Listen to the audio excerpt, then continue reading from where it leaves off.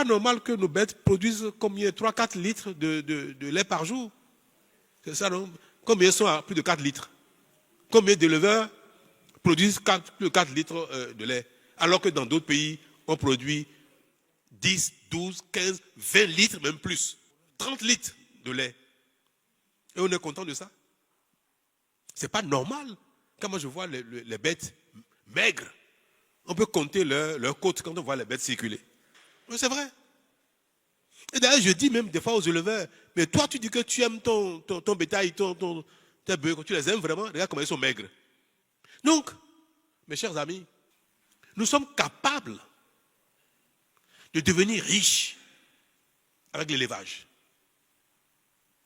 Mais nulle part au monde, l'élevage itinérant n'enrichit vraiment, nulle part au monde.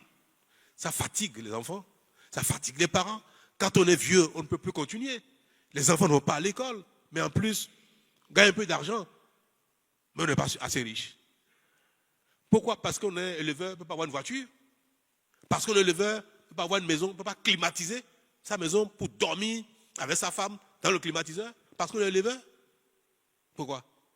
Pourquoi? Parce qu'on est éleveur, on doit marcher toujours les pieds avec la poussière pendant des années, toute sa vie. Pourquoi?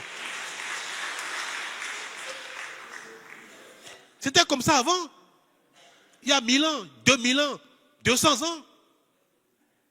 Où tout le monde marchait, tout le monde était rempli de poussière, tout le monde. Mais aujourd'hui, il y a des gens qui vivent dans le climatiseur. Donc on peut être éleveur et vivre aussi dans le climatiseur. De temps en temps, on prend sa voiture, on va rester en brousse pour sentir la nature, pour vivre la nature, mais après on revient encore dans ce climatiseur.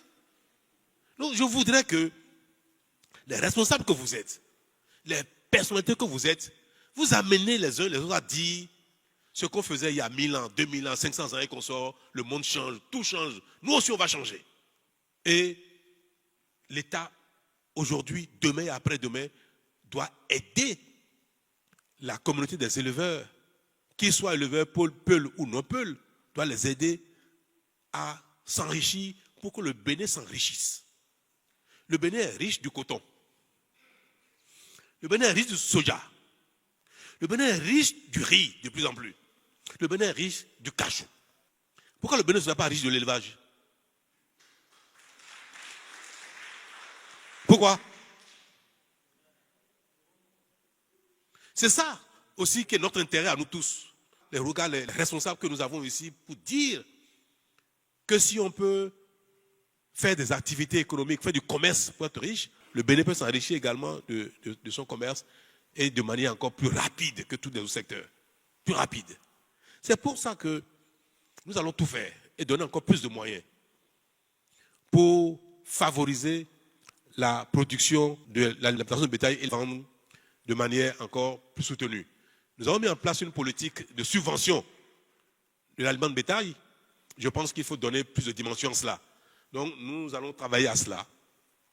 Nous allons travailler à ce que la production du fourrage dans les localités soit une politique plus soutenue et davantage mettre de l'eau à la disposition de nos éleveurs et du bétail. Quelqu'un a dit tout à l'heure, je crois que c'est l'adjoint au maire de Malanville, que le Bénin révèle tout son potentiel humain, y compris son potentiel communautaire. Que les Peuls du Bénin sont de plus en plus connus. Bientôt, les Peuls du Bénin seront très enviés par tous les autres.